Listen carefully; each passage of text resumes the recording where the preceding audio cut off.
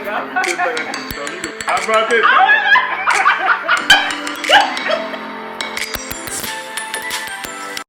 What word would describe how aligned you and your spouse are with your finances? I'll wait. This is one of the problems. If you ain't cheating on me, money and cheating on folks is two of the separative. That's not a word, is it?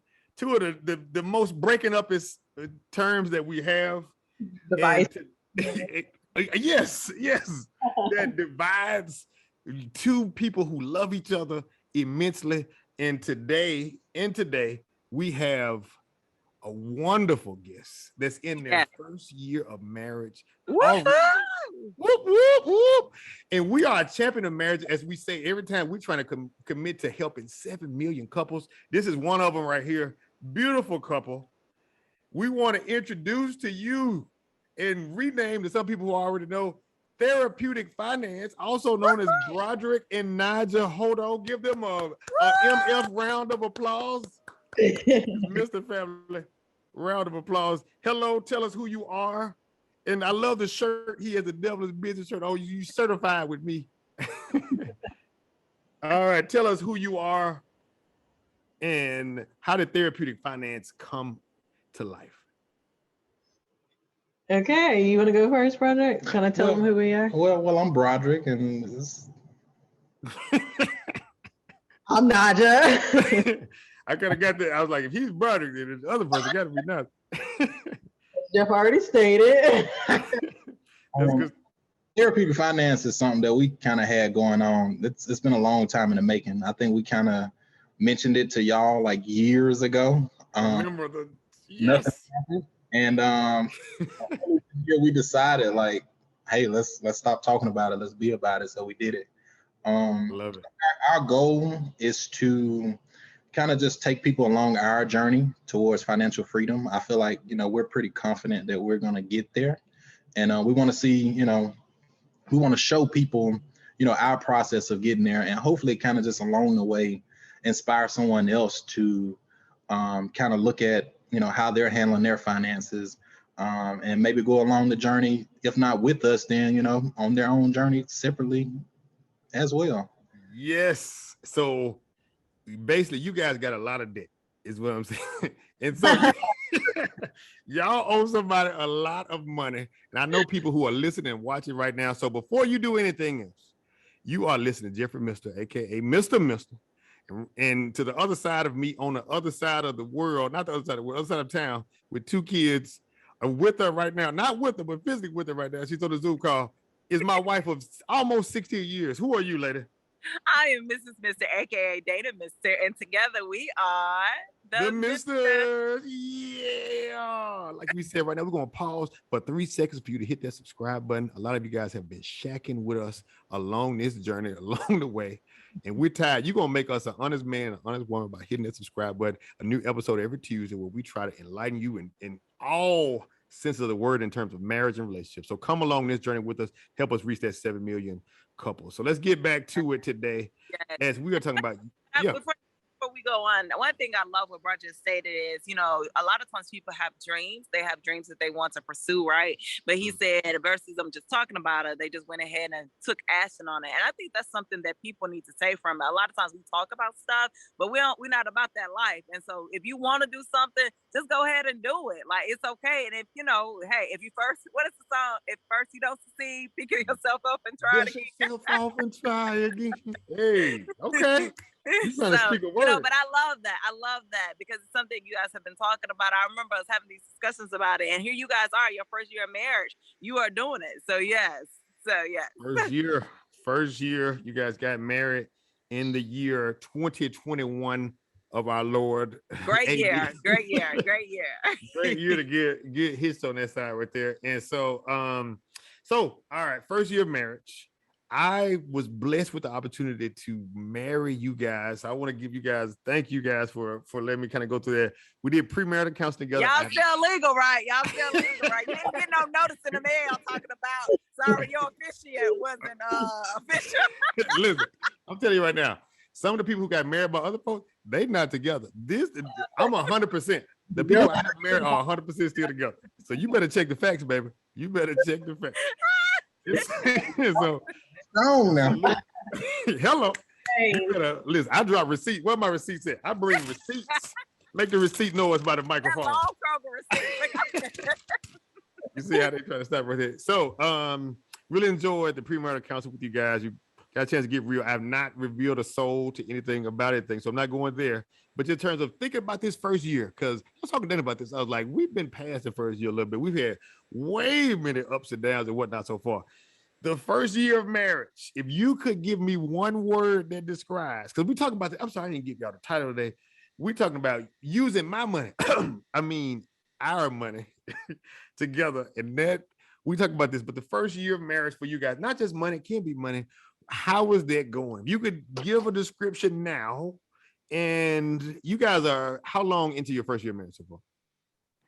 I'm sorry. I almost failed. Hey, if y'all listening, if you're listening on wherever you're listening on, we almost lost my co-host. Tell her, try not to injure herself while we record. Okay, I'm sorry. Get my life taken. Go ahead, TT Naja and Uncle Broderick. We are 9 months into marriage. 9 months. Yeah. Show the rings off. Where the rings at to show us official, guys? Bam! Ooh, pew, pew, pew, pew, pew. Love it. Official out there. We want to promote marriage. Okay, so 9 months into marriage. Let's see. Okay, starting off, how hard has that? I hear people say all the time, the first year is the hardest. We're adjusting. But what was your one word? What was your one word? Yeah, I'm sorry. Thank you. That describes the first year of marriage so far. Thank you. What would be one word? Oh. Rough. That's a strong word. This is the same place. On that in a second too. This is the same place. I don't know, rough may not be it, but I think it's definitely had its ups and downs, more ups than downs. Okay. And I don't know, just through it all, like I think at the end of the day, I'm happy where I am. I don't see that changing any. You should have put that nugget in there too. Completely satisfied where I am. Completely. At the end of the day, it's fine. All right. Now, what word would you say? This is also Dana's sister. Also my sister too. I feel like I've grown up around you so long at this time. So, but more Dana's sister since she's biological, Dana would say. But I feel like Naja rock with me a little bit more than that. But that's not the debate today. We'll say that for another it's a whole other podcast. We get a whole other episode right here. All right, what's your word? What word would you use to describe first year marriage? I would say, well, I guess it's almost like a phrase. It's been a process. Why so? Just kind of like learning this other person. You know, this is your first year, like spending your life day in, day out with this person, you know, and it's a process, getting to know them, getting to know yourself and all that good stuff. So yep. I can agree to that.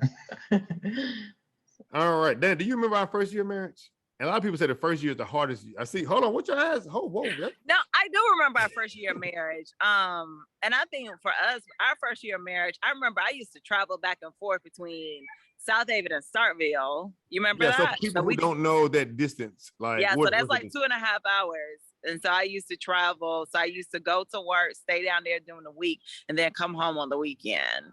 And so I did that for 9-10 months or something like that. And is that long? Yeah, about that long. Yeah, I did it from like August all the way through, I think June. So almost, it was like 10 months. It was peaceful. Yeah. That whole first year was peaceful. Yeah. But you know, we didn't have kids. We didn't have, so it was just like at that time we had an apartment. Like it was the good life in my personal opinion. I tried to tell you, I was from the future. It really was, because all you have to do was worry about yourself and that, the significant other and that sort of thing. So I mean, it was cool. Yeah, I think, but I love what Naja was saying, because, you know, like y'all, we were young as well, right? So you're still trying to figure out yourself and who you are as a person, right? Because you've been in school all this time, and then you're like, okay, I'm out of school. Now I'm defining who I am as a person. And then now you also put that on top of that. You now got to learn somebody else as well. And so somebody that's completely, I know for Jeff and he knows this, I say it all the time, we are completely end of the spectrum. Like, we on two separate ends of the spectrum, but we've been working it for 16 years, right? Yeah, almost 16. Well, yeah, I guess 16 years not counting marriage and stuff. So yeah. Crazy and not crazy. You decide. You've been listening to episodes. Who you know is crazy. Who's not. This is not to, it's not to tell her now, but just to see at this point in time. I was doing research, right? And I want to get into the money side of things, because whether your first year, second year, people who've been married for 45 years, they still struggle with finances. But getting to that, I want people to kind of know you, because I want people to kind of follow Therapeutic Finance and really get some real tips. You guys are doing some real stuff. Even your first year of marriage, people are like, I can't learn from somebody in their first year of marriage. That's probably your problem already. You think you can't learn from somebody. So great way. Follow Therapeutic Finance now. You can follow on Instagram, YouTube. You have great videos on YouTube too as well. So make sure you follow them. Facebook as well. But I want to get into pet peeves. And marriage sometimes is a mirror. It shows you who you are. What is one thing you love about your spouse? And then also, what's one pet peeve that your partner has that you don't love as much yet? So two sides of the coin. What is one thing you love about your spouse? And what is one thing that is something that's a pet peeve of yours right now that you don't love as much yet? And this could be for us too, Dan. I want to hear what you would say for us. But you guys start off Broderick and Naja of Therapeutic Finance. We have them live with us right now. What is one thing you love about your spouse, and one thing that you is just in this 9 months so far, you'd be like, I don't love that as much yet. So in relation to like related to money, or just like in general? Anything. Okay. Anything right now. Yeah, we're gonna dig into the money side in just a second. I want them to know who you are first to kind of get to. Okay. So the thing that I love most about Broderick is the fact that he's a go-getter. Like, whenever he sets his mind to do something, like, he's going to do it. Whether that be like learning a new skill or picking up hours at work, like whenever he sets a goal, he wants to crush it. Like smiling too. If you listening, he's smiling. You can see the light up. Knock it down a little bit. No, I'm kidding. The thing that is a pet peeve. Yep. I would say he doesn't pick up after himself. Ah, that's true for a lot of. Look at his face. Like, are you? Don't leave things that go in the refrigerator, so like ranch, mustard, ketchup, it'll all be on the table. He's leaving it for you. He's thinking you're gonna get some. You need some ranch later, I think, right? If you open a cabinet, I would hope you would close it. Like, it's just like open, put it in, close. It's a common thing. Doors be open. It's just like not the most tidy in the, So thank you. Also, too, this is something that is learned in premarital counseling. For anybody who did not go through premarital counseling, a lot of times we gladly accept the lovable characteristics people love. We tend to not listen to the things that are not as lovable that our partner may say. So you guys did a great. This is the first year for them, 9 months a year. Let me tell you what you ain't doing. Just being able to listen to that is a great characteristic. Even so, it'll take you a long way. So kudos to that. Yeah. Give her a chance to do it. So, all right, brother. Brother, same question. What's one thing you love about your spouse, and one thing that you don't love as much yet? All right, I got a few things. No, I'm just kidding. So, let's just piggyback off. I'm gonna start with the negative first. No, you must start assets-based. You have to start with the lovable character. That's why I asked the question first, because most people would not hear the second version if you don't hear the second. So I'm gonna ask you to reverse that, sir, and drop you in the lovable. The lovable. Well, I think the lovable is just the fact that like, I don't doubt at all how she feels in this relationship.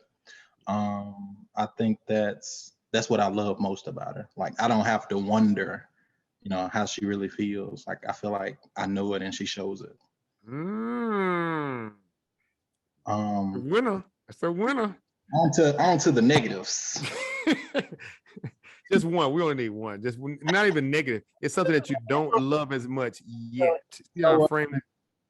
So when she speaks about me not picking things up. Hold on, let me ask you a question. Was that what, before Naja said that, was that something you were going to say before she said, you must disclose what you were going to say without the response to the other person? Also, this is how premarital counseling works, too, guys. You see how this is a way to go. So some people are like, I don't need nobody in my business. Everybody needs somebody to help them kind of go through something. So if that's what you were going to say, please take the floor. If not, I'm going to kindly, sir, ask you to read stop and resubmit your answer to this. All right, we're trying to bring 7 million couples, not 6 million. Was that 999,099? So we want y'all to include in this 7 million. So my pet peeve is there's one that's a cleaner and one that's not a cleaner.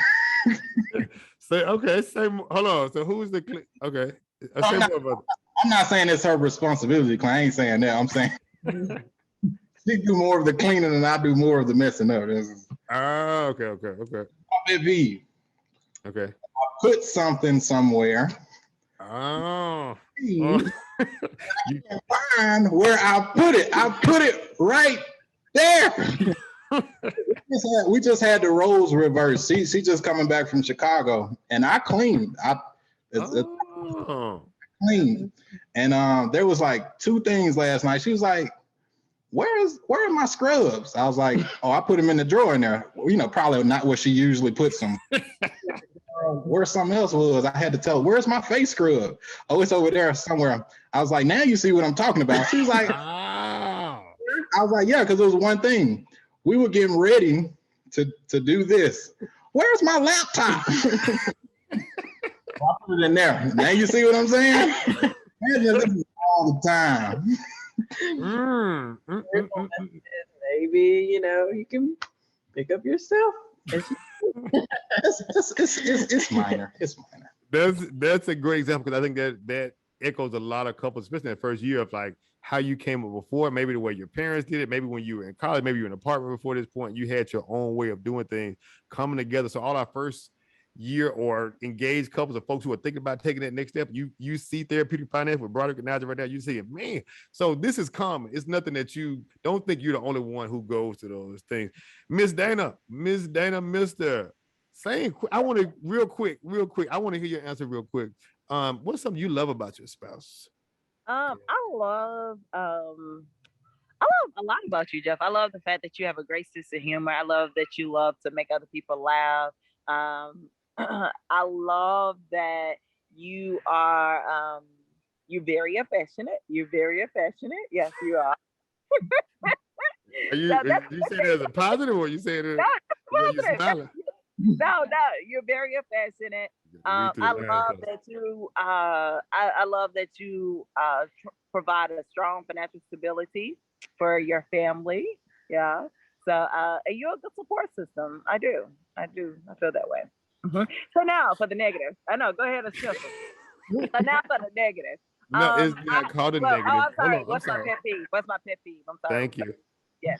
My pet peeve of Jeff is Jeffrey loves to be late, and that just drives me insane. That does something to me, especially when we take flights and stuff. And now that he done got this, what is it called? This TSA pre-check. He really pre-check, baby. That means I'm officially the VIP of the airport. It means nobody else gets a flight. That's not what that means. That's what I paid for. The only thing that Jeffrey is on time for is the Mr. and Mrs. Mr. podcast. That's all day. All day. Yes, and he's on time for Sunday school when he has to teach. But other than that, he gets around. I was on time for premarital counseling sessions, and when I do coaching sessions, I do those things. Okay. Well, that's good. Okay, so put it like this: the thing that he's really strong and passionate for, he is on time for. If it's not like being on time for a flight, I follow Jesus, and you know Jesus. And then Jesus may not sometimes come too, when you want another thing too that could be a little pet peeve, it's not as bad, not as bad. Is Yeah, just he could talk a little bit more than what I he could talk a little bit more than what I'm used to. I was reading this book, and they say it's called His Needs, Her Needs. I'm reading this book right now. Great book too, by Willard F. Harley Jr. If you haven't read that, great book to pick up. Maybe at your library, so you don't have to even purchase it. But he's talking about women love to talk, and I found that we're kind of the opposite of that. It's like we're the opposite of that.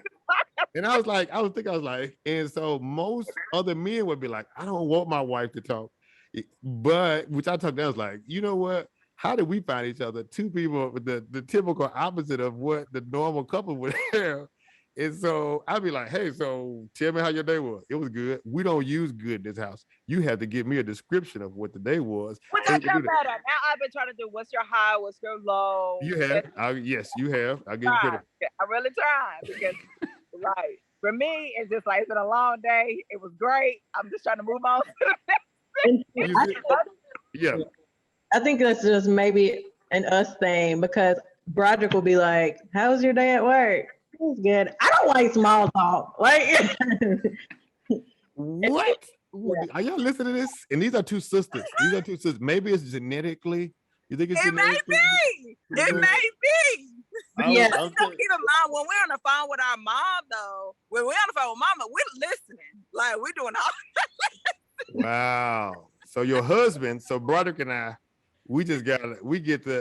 y'all giving us the short end of the stick is what I'm hearing. No, we're just there to listen. No, I'm saying we're just there to listen. Yeah, okay. I see what you're saying. Okay, I'm see what you're saying. Okay. I think here recently she told me when I get home from work, I don't want to talk about work.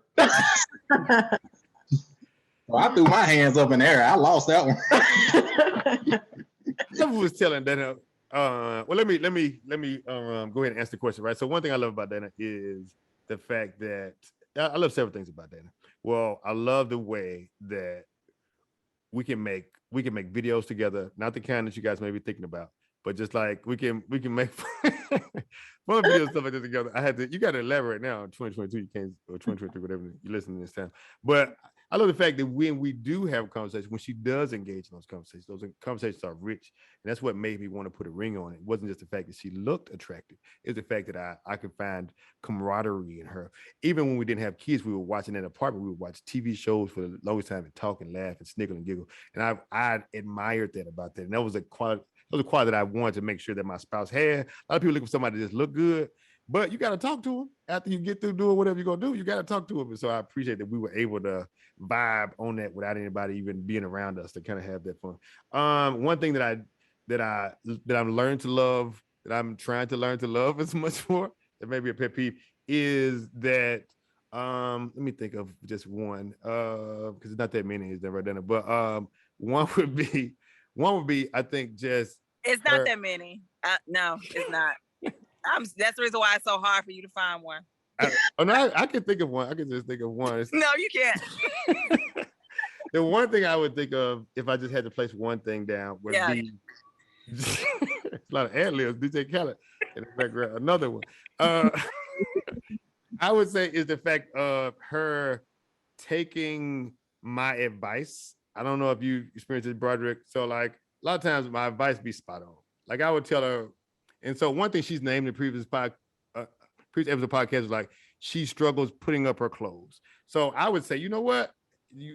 Like the episode you watch, I was like, let me just bring your clothes to you. You can do your clothes while you're doing it.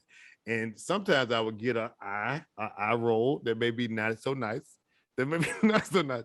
But it would be the thing of like, I think later on, she would do some of the same things that I would be recommending. It would just have to come from a different source. And so I think sometimes if she could take what I'm saying in a very non-judgmental way, then I think, she would feel lighter and she would be having more energy for a day.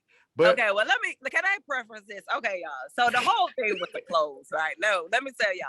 So the thing about it is, I go through these spells where I go in through all the kids' clothes and all of that stuff. So I had to take a day. You can ask my mama. I had to take like a day at a time, and I had to do Jay's closet. Then I turned around and I did the guest room closet. Then I turned around and I did Malia's closet. So my closet was last, right?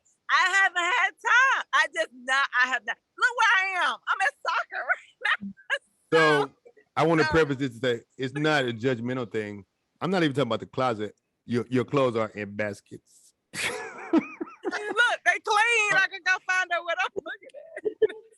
So it's a system. But Jeff, you got to admit, before we had kids, it wasn't like that. That's what I'm saying. But that's what I'm saying. So, but that's because kids take up more of my time. So it's no need to explain it. It's just this is a. You see how you're trying to recognize it? Go ahead with this.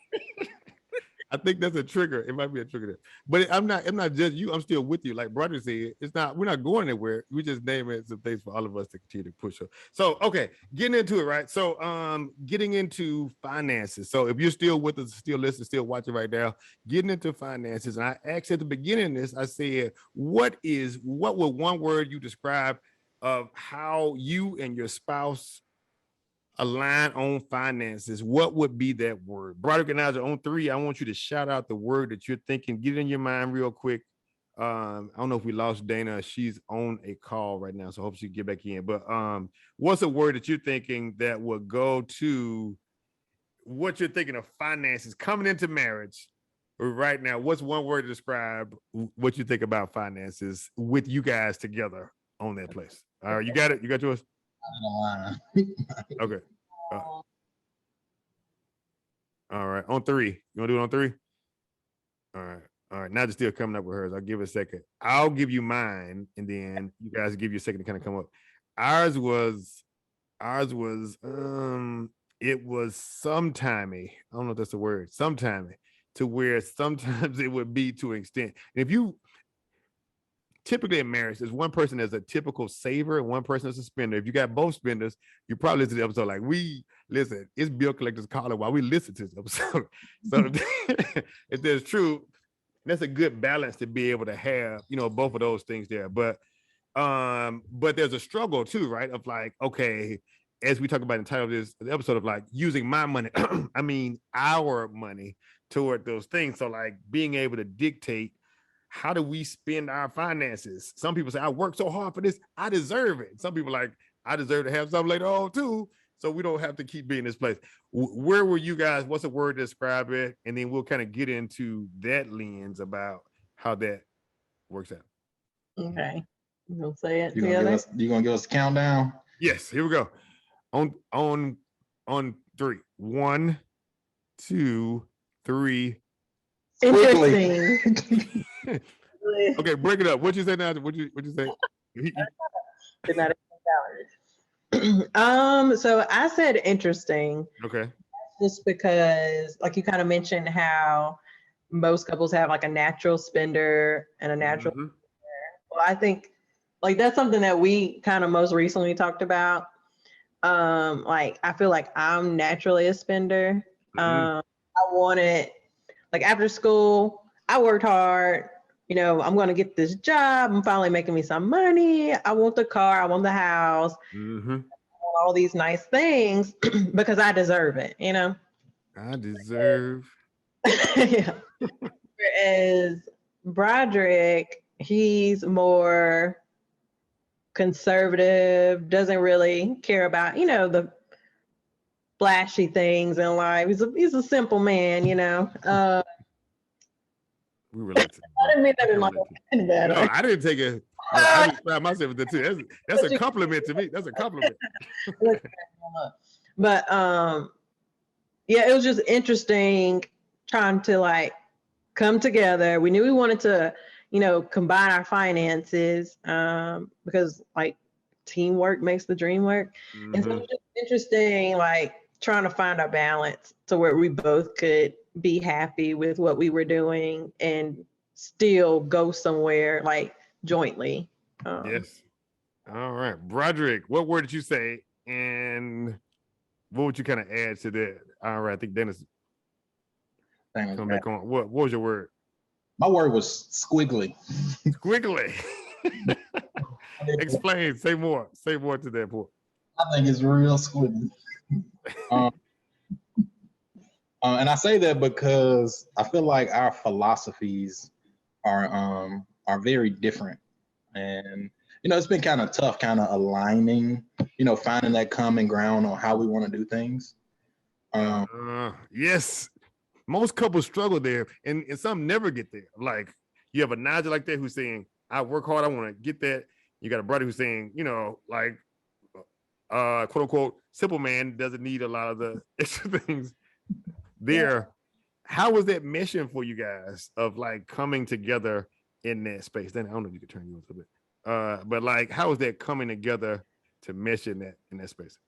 It was initially pretty, I don't want to say rocky. Okay, wait. Because like, I just remember, and we were just talking about like going back to pre-marriage counseling, how like that was one of the topics. Finances. That was the one that was most heated, Yeah. I don't know if you remember that, Jeff. I do. I wasn't gonna say anything. I'm letting y'all, whatever you disclose is in your own.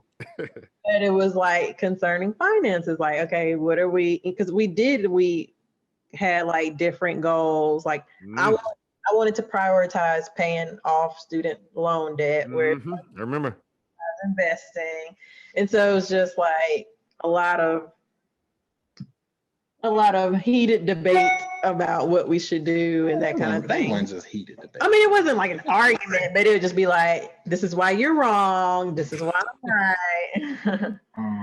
I think, yeah, like, I think if you look at us and you say that, we're doing well financially, I think maybe it's good that we let you know that it's not always like we differ. And then it's because our philosophies differ. And I think like, sees the, I want to have my car. I want to have a house. I need to have this by 30. I'm going to be 50 living in a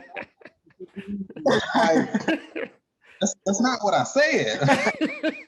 Let's get it in due time. Let's not rush. Let's kind of, go about it the right way. And I think like she mentioned, like in the premarital counseling, like one of the things that kind of got me, when we started talking about finances, it was one of our like bigger things that we had to really discuss after. Because I thought that we. I remember you saying it. I remember you saying, you like, I thought we were on the same page. Like, I don't like that plan. I'm like, we had a.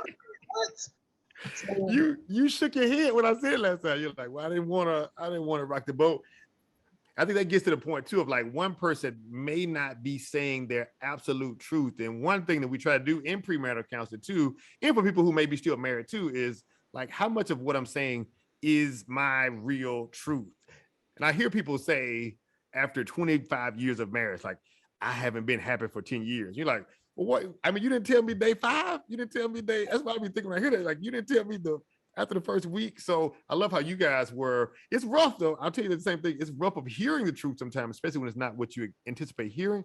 But as you can see from you guys, it's the best step later because it pulls you to like, oh, I didn't know that point. So now you don't have to build up resentment towards your spouse if Naja doesn't say anything. So let's say she's saying, look, I expected to get this by 30, or I expected, to be at this certain place. And brother's like, she hasn't said anything to me. So it's like, how does communication? So you guys, 2 separate entities kind of coming together there. How was it in terms of communicating through the differences there? How was it communicated? I think kind of what happened was I think Naja just kind of lost that battle. I consider it a loss. I don't remember when I lost. But what did I lose? I can't say exactly what happened, but I feel like we're on the same page. Sometimes we're so on the same page that it's still kind of a problem, just because we're about budgeting, cutting back where it's necessary. Yes, I remember. Yes, good. Trying to build something, and I think sometimes it's like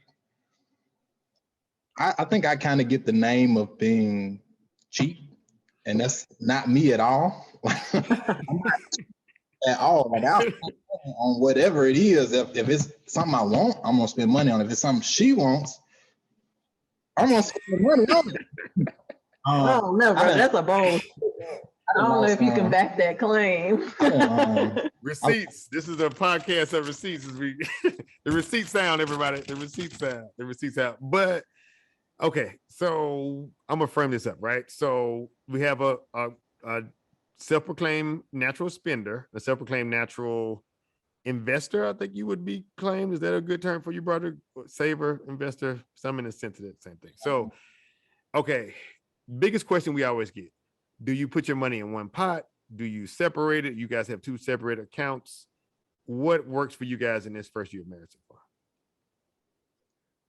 far? What we do, and we were talking about this earlier. I was like, I don't know what I would recommend for anybody else. I think our way is the best way. It works. Like, it works. Yeah. I mean, I don't know how you felt going in, but it works. Yeah, and I remember you saying, if there is a better way, I think we would try it, but I think this is the best way. So like what we do, so obviously our paychecks, we get paid on our regular jobs. 90% of our paycheck goes to our joint check. Okay.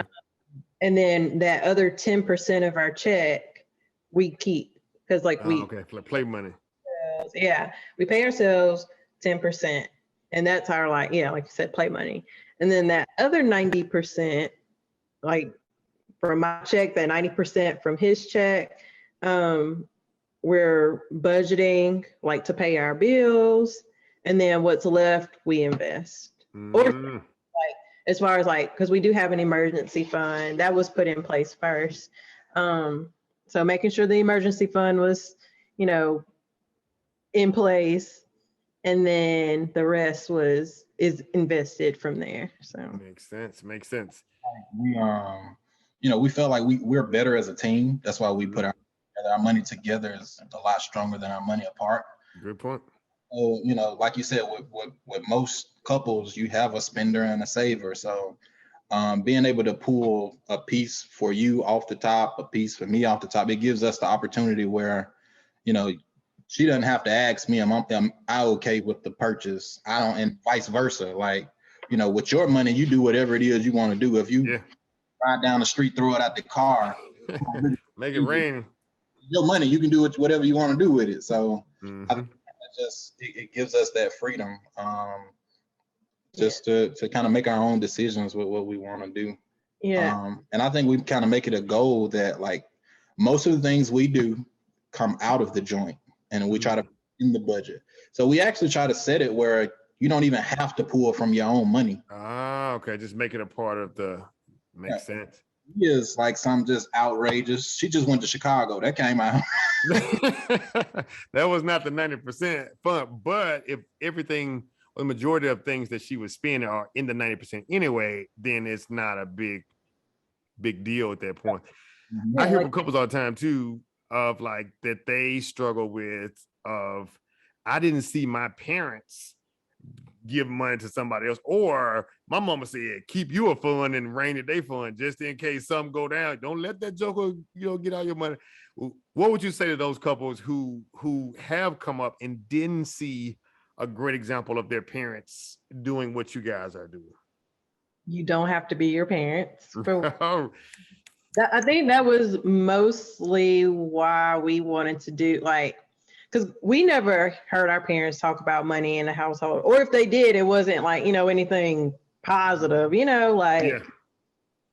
so we wanted to kind of change, flip the script, create our own narrative. Mm-hmm. And that kind of thing, and just have those conversations, things that we need to talk about. And then even from there, our parents never talked to us, they couldn't teach us about investing. Mm-hmm. Yeah, they didn't know. Yeah, saving, or how we were going to pay, our student loans. Yeah. We just knew we were going to go to school. Now from there, what we do, Exactly that. It's on you. Yep. Yeah, so we just wanted to kind of flip the script and recreate our own narrative as far as that goes. And what I would tell those people, like Broderick said, you make up a team and both of you are stronger, like, you know, your money can grow a lot faster and it goes a lot further.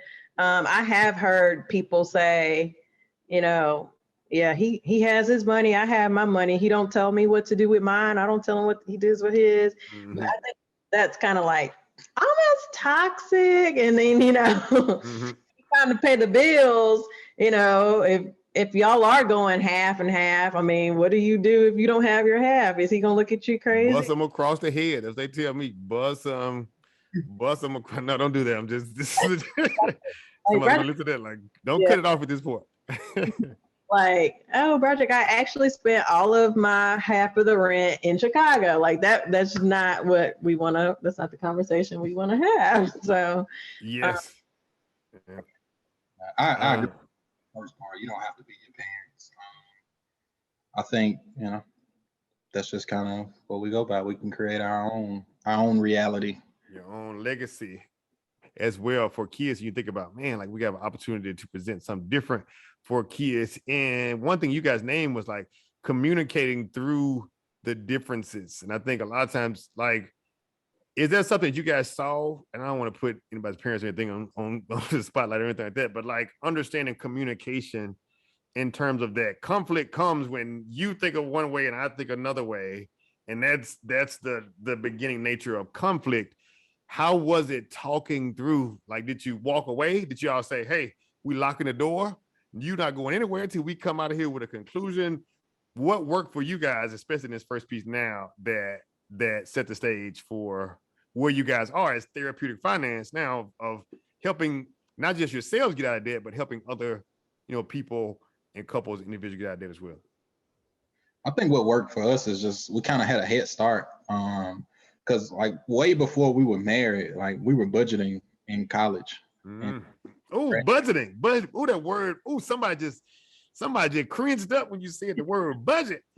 I work too hard to budget. What you mean? What do you mean budget? What do you mean? on the topic of budgeting, this is my thing, and I like to tell people. So when people hear budgeting, they cringe, like you just said. They thinking, you know, they think budgeting and cutting back is the same thing. Like, budgeting doesn't mean you have to cut back. To me, budgeting is just knowing where your money is going.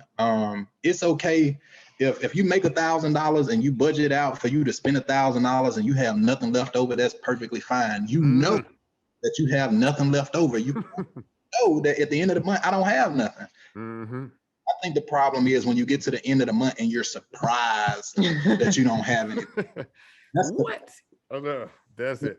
If you know I don't have nothing, then you can consciously make the decision like, okay, how about instead of spending $500 on shopping this month, how about I just do $300 and I set $200 over to the side for myself? Or, you know, I'm tired of eating McDonald's, I'm gonna take $200 and put it in the restaurant. I still don't have nothing, but you it's just allocated. I know where it goes. Yeah, I know it's allocated.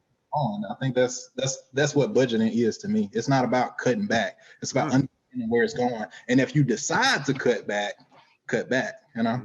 Decide to reallocate, but it don't mean to cut. It's not to tear us down. And I think so that's one of the things that we've had, like, because we budget and I think we'll count from because we put our money together after we got married, or maybe the same, whatever. But 9 months. Ask Naja how many times we have actually met our budget. Yes, that's what I was going to get into that piece. Out of the 9 months, how many times have you guys met your budget? Probably once or twice. No. One single time. We have not. And I guess you can say this is what it is. Yes. Maybe the budget is a little too restrictive. Maybe. We do live on like our budget is $3,500. Yeah. So maybe you can say the budget is a little too restrictive. But maybe you can say that. But I think the thing is, it's not. We have to meet the budget. It's the fact that at the end of the day, we know, okay, we went over because we spent the extra $100 on restaurants, or, you know. But I think it's just we're keeping our eyes on where the money is going. It ain't even about the $3,500 is so much less than what we actually make. That you can have that. Got you. Makes sense. Well, we're still doing great. We just try again the next month, and I mean, we just It's just the way to keep up with it. Makes sense. I think that gets to the point too. We were on a budget. We did a budget too, Dana, coming up. And so thank Lord we were able to pay off our home. If you just listen, we were able to pay off our home. I know. Woo, glory. Woo, praise dance on the podcast on that side to be able to pay it off. Oh, Lord Jesus. Yes. So a journey through that side. And so we went on budgets and whatnot too. And so we had like spreadsheets and whatnot as well. And what happens when, like you said, you go over or a person goes over at that point in time? What do you recommend in those moments? I'll start with Dana first too. So Dana, let's say I'm a habitual over budgeter, or I go over the budget every time. I'm just, No, you can imagine. you don't. If you can imagine that, I'm putting myself in a safe place to do it. So the conversation, what would you recommend to somebody who is the person who did not go over the budget? What does it look like afterwards? So I see we go back over. I'm looking at Jeffrey has went over $213 every month. How does that? But can you guys hear me? I can hear you now. Can you hear me good? Yep. Can you hear me? Okay, good. Yep. I believe one of the things that they were stating is communicating, right? Like they both agreed upon a budget, right? But I believe it goes back, like Naja just went to Chicago. So she probably came back and was like, Broderick, they probably budget Chicago in the budget. But then, if it's something, because like they stated their budget is $3,500, so it's minimal compared to what they actually bring in. So, there's some extra cushion there. So I think it's just more so communicating about what the expectations are. Like, okay, Jeffrey, like with Jeffrey never goes over. I'm not here for accolades. It's me. I'm not here for accolades. It's me. But it's me. And the thing about it is because I think a lot of times, and this is one thing that I share with Jeff, I think a lot of times, like we don't calculate because it'd be like a fee from school every week. Oh my God. Like it's a fee from school, soccer, it's always something, right? And although I put it there for the budget, but I think a lot of times that's where I end up exceeding, right? Is because it's always additional fee for everything. And I remember Mama used to say this, like, dang, I sit on Monday all the time, but I'm like, I'm like, girl, you don't know what you're talking about. But now I actually see it is true. And then like it was teacher appreciation. Take these kids out of school is what she's saying. Take them out of school. No, but like teacher appreciation. And I do know I probably do go overboard. I know this, but my thing is, where's the camera at? Right here. My thing is, I'm like, these are the people who've been, having your babies for the past 10 months, right? So I feel like that I should show my appreciation. We should show our appreciation. What does the budget say? What is the budget? Because if it was left up to Jeff, y'all, for real, he'd be like, you better just send us some donuts or something like that. And I send them something every day during Teachers Appreciation Week. So I know. Gift cards. She sends gift cards, guys. I do, but we gotta claim these teachers. And I think it goes back to like I'm a generous. Okay, but where Jeff and where the fork meets the road. Can you see what's up? No, when I don't. You don't have to go too deep. I just want you to. Hold on. You're making it personal. Hold on. But what I want to say is, because I haven't talked, so you want to do all the talking, like I said. No, I froze it. I'm trying to just flow through it. But no, what I wanted to say is, like, some of us are taught to be generous, like, and I am one. Like, I'm a very. What's wrong? I'm not saying. I'm trying to laugh. I'm gonna mute myself. Go ahead, keep talking. So my thing is, I have a generous spirit, and so I do probably go above and beyond, probably more than what I probably should, right? And that's something that I definitely have to work on. Now I have, from listening to Therapeutic Finance, I have learned to pay myself first and all of that stuff. So I have done a much better job of paying, putting in the savings, all of that stuff. So that's from listening to them. So, and Jeff probably done told me this, and that's probably why he probably really tripping on me, because he probably done told me this before. And I just was like, okay. But I got there with y'all, hold on. 15 years ago. But go ahead, I'm done. What I was trying to get you, I think you may have went personally with the teachers. I wasn't judging you here. This is not a judgmental place, it's a safe place. I want you to say, from a spender's perspective, how can you hear from somebody like me tell you that you went over the budget, so we actually get back on the budget and it doesn't feel like a triggering attack? If you have a quick response to that, without going to the teacher gift thing of it. Just to say, how can a Jeffrey, right? Because somebody's listening to watch right now saying, you know what? I'm about to leave this joker here because they keep going to the budget. I'm feeling unheard when I come to them. I want to hear from you guys real quick, just a quick response of what can that person say to the spender that the spender doesn't get upset and rouse out? Like, what can I say to you the time you go over and we have budgeted amount for the teacher appreciation gifts and you go $100, $150 over for some reason for the same teacher, but not specific on that. But what can I say to you so that you know what I'm saying? So that I don't have to not say anything and feel resentment towards you, and then you still feel like I'm not, pouncing on you too. That's what I was trying to get a response from. I'm gonna yield to the Hodos. Maybe they can provide us with some advice. That's the accountability piece that a lot of people want to know of, like, what's the balance, right? So, like, what's the balance? Therapeutic finance. So, and I don't know, like, how y'all do y'all thing, but I think with us, like the question that you had wouldn't even be applicable. Say more. Like, there is no, like, he goes over the budget, she goes over the budget. It's like, it's us. If groceries is over the budget, it's because we went over. If shopping is over, it's because we went over. She might do more of the shopping, but okay, the family went. Okay. So I think it's kind of hard for us to even say, like, who went over the budget, just because it's us. So I think that kind of throws that out the window of, like, you went over the budget or I went over the budget. Yeah. Now there are some times where, like, so for example, shopping, if we went over the shopping budget and we both know I got a pair of shoes this month. We can see them right there. We're like, oh, we went over the budget, but you're like, but these shoes is nice. These are nice. And Brody got his hole out of his toes out of his shoes. Kind of come to it like it's very rare that we do need get little frivolous things like, oh, a pair of tennis shoes, or I think we just kind of look at it as, well, we needed it. It's I don't know. We just don't really kind of. And I think so. I get what you're saying. Okay. Our budget for shopping was $200, and I went and bought $20 worth of T-shirts, and she went and bought $200 pair of shoes. Like, okay, Naja went over the budget. I think kind of where we don't have that issue is the fact that it kind of goes back to what I was saying at first. Like, the budget is there, but it's not like strict. You got to hit it. If $100 over the budget, what we do is we account it for the next month. So our budget is $3,500. If we're $200 over this month, then the budget comes down $200.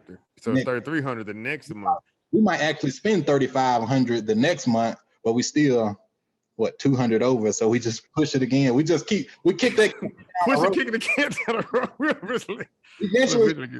Eventually we'll catch up with it. If we don't care, because like I said, if we didn't pay attention to it at all, we'd probably be spending $7,000-8,000, just not paying attention to it. But because we pay attention to it, we're still a lot less. Close to, it keeps you relatively close to that. Okay, that's a fair. It's just having a plan and, like, seeing what works for you. Like, just having something in place versus just being all willy-nilly doing whatever. Wow, swiping is swipe. Swiping is. Just kind of being conscious of, and keeping track. So, like, every other week we're, looking at the budget, seeing where we're at, we only have $200 left in this month. So, we'll try to cut back as much as we can, but we know we got to go get groceries. We can't just. Yeah, so you can't starve. Yeah, that's true. Meal plan, just kind of doing whatever we can to try to keep it as minimal, like damage control, I guess. Mm-hmm. That's possible. I would say to the couple, I would say, think about where you would be if you didn't have a budget at all. Okay, you're $100 over the budget. Where would you be if you didn't have a budget at all? You probably $1,000 over the budget. So kind of think about it like that, because then you're like, okay, we're not doing bad. Okay, comparing to it makes sense. Not bad. Look, that's helping Dana's side of the. And you hear that? You hear that? I think For me, I'm like, Well, that's the budget we set. We said it, but that is, you have to kind of compare it to those things of like, okay, what's going on?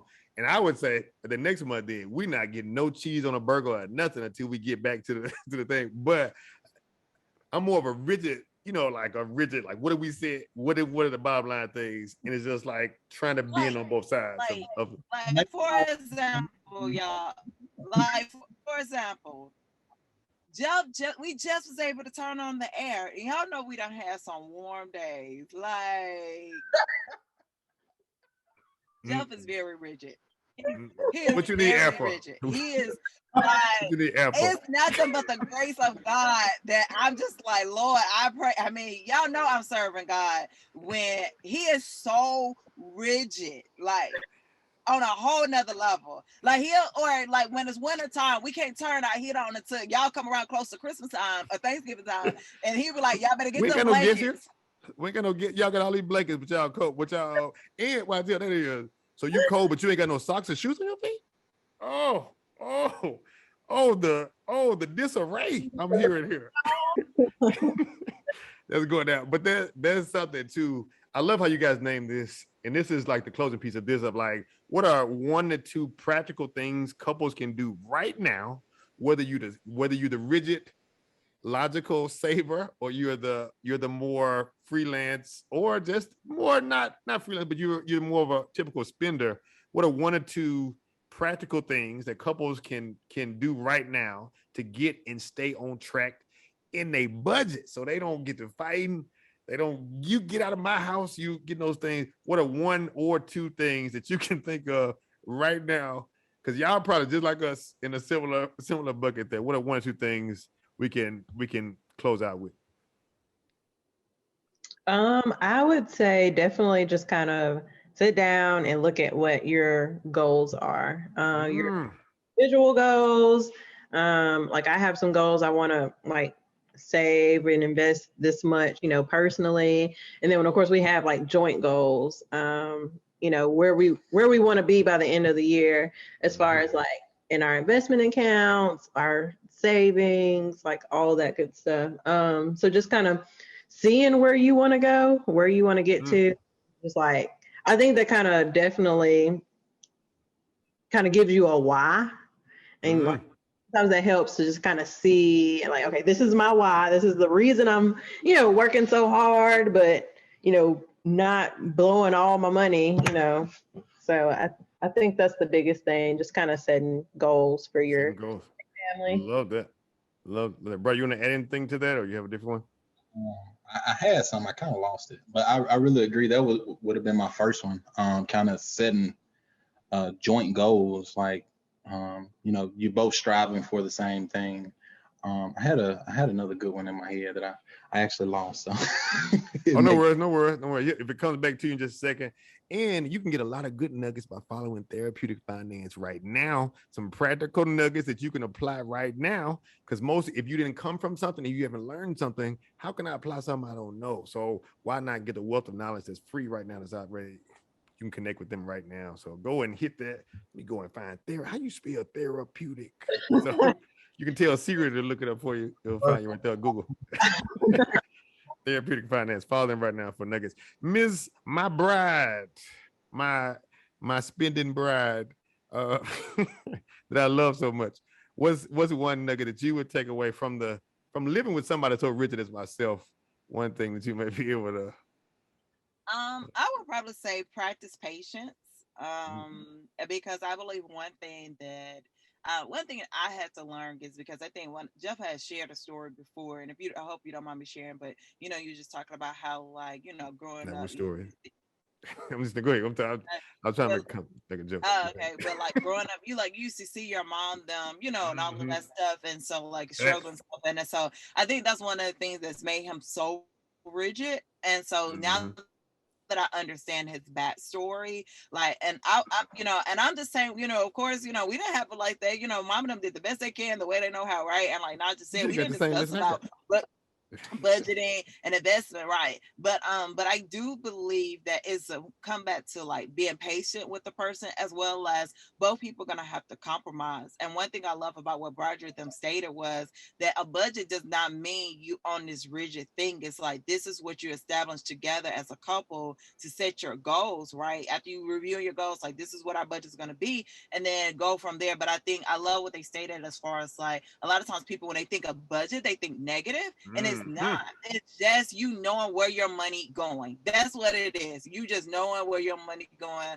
So at the end of the month, you won't be calling a church or calling your neighbor, calling a family member, borrowing money. So that's all that is. Cash up me $20 till Friday. So and that's all it is. So I think that's the main thing is. Love it. See, that's why I'm married. What you say, Naja? Oh, I just said, yeah, you got to run over to the tower loan and borrow some money. way out with 94% interest rate. You be paying off for life, trying to pay off the little thing you're trying to get. So, all right, I love that.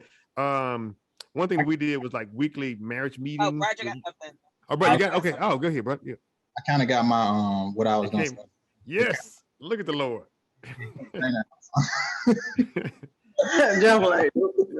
The devil is busy. I would advise like kind of like what I was saying earlier. Like, you know, we have a budget, we try to stick to it, but it's not like exact straight set like this has to be it. I would recommend like kind of don't make it a negative thing. And it kind of goes back just into what I was saying. Like, you know, if you go a couple dollars, $100 over the budget, you say, hey, 50% of our income is here and the other 50% is saved. Well, you actually were only able to save 48% or 45%. But like you save 45%, you know. I would say to kind of look at it on the positive side. If you didn't have this set in place, where would you? That's what I would recommend. Yeah. Love that. That's something I can learn from. How much of your income are we saving? We actually. What you talking to me? You talking to me? Jeff is saving 95. If y'all didn't hear it, Dennis said, how much of your income are we saving? She said 95%. She is wrong. Is 96.2%. So get it right. No. It's not 96.2. I don't know. Like I haven't figured the thing.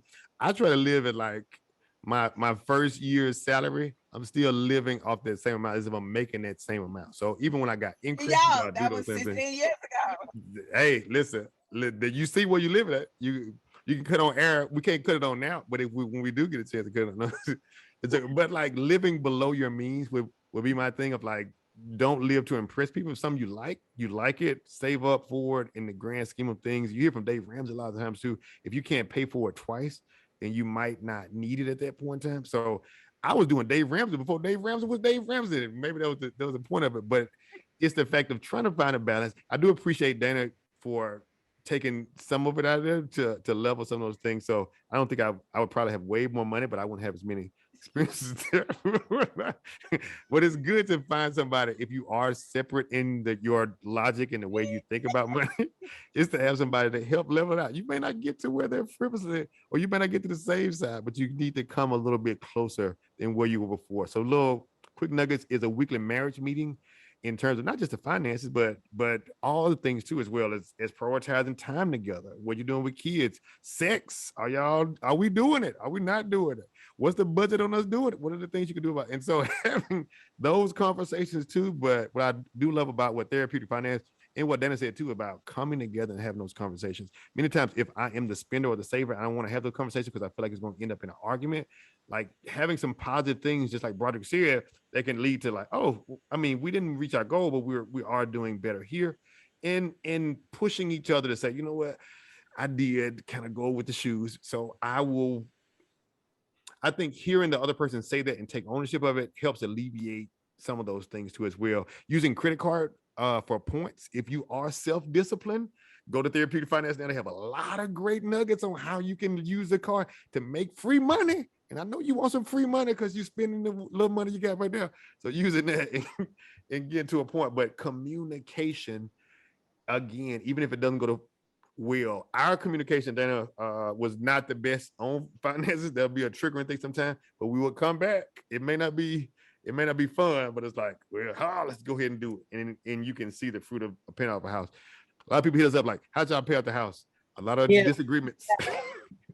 A lot of disagreement, but it took us getting to that point to do it. And anything you want to do, just like Naja said, any goals you want to have, you gotta communicate. And I think that's one of the biggest things that I hear from couples when we do couples coaching with them is like, I feel like this. I was like, well, have you talked to her?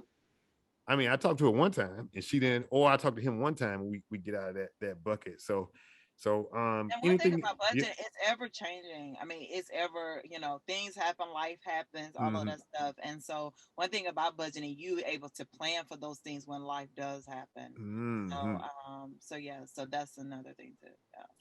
Yep, you don't have to sell fish plates. You don't have to do a GoFundMe. You don't have to have things that go on. Getting life insurance, we're gonna talk about that a little bit later on too. But like being able to get into things that you know you need, and now you're married for 9 months or 19 years or 90 years, whatever it is, communicate that today. Listen to this episode together. If they not listen to it, would you play this episode together and say, hey, cut the TV off tonight. Let's listen to this. Let's talk about things we haven't talked about before. Because I'm gonna pass a secret to you. It's not going anywhere. If you don't talk about it, it's not going anywhere. So getting out of that, that's one thing that I wish our parents would have done was talk about money more together and see a lot of that too, kind of going through there. So if you argue through this episode, which you might have, finances tend to do that if you haven't been communicating, but it gets better. I want you to miss the mantra. I'm not with you, Dan. So you can look me in the eye, look me through my soul. Okay, pretend like I'm naked if you have to. Look at each other. If you are beside your spouse, and listen right now. We say these 3 things in coaching as well. So this is one of the things. If you've been doing some of the coaching, you know what we're doing right now. These 3 things called the Mr. Mantra, where you say, I like you, I love you, and I want you. Okay, on 3, 1, 2, 3. I like you. I like you. I love you. And I want you. Give a little. Hold on. I have to reiterate. It has to be a lip to lip. If you are married, many times before marriage, y'all do a no. If you ain't got to tell nobody that. In time after, so if you wanna close your eyes, you go for that side there. But connect. That's how I cover my eyes. There we go. There we go. Look at that. It can be there. So love it, guys. Loving each other. Communicate. Go follow Therapeutic Finance. Go follow Mr. and Mrs. Mr. Mr.Mrs.Mister on Instagram and all your social media platforms as well. And Therapeutic Finance. Any closing words? The devil is busy. You can get a devil busy shirt from me too. Thank you, brother, for wearing that. Any closing remarks you guys want to send out to any couples? I did forget to mention this that I want to put in there. I would recommend having an emergency fund. Just like, even if it's you, it took us how long to come up with ours? Like a couple months. 4 or 5 months. Yeah, like 4 or 5 months. And it just consisted of 3 months, like our monthly budget times 3. So we had 3 months of our monthly budget. And so what made me think about it is Dana said that life happens. And so that's our little safety net when life happens, like car repairs and all this and that. So that way, like, we have money. We don't have to borrow it from anywhere. Stress free. Yeah. We don't bring in a dime for 3 months. Yeah. Great point.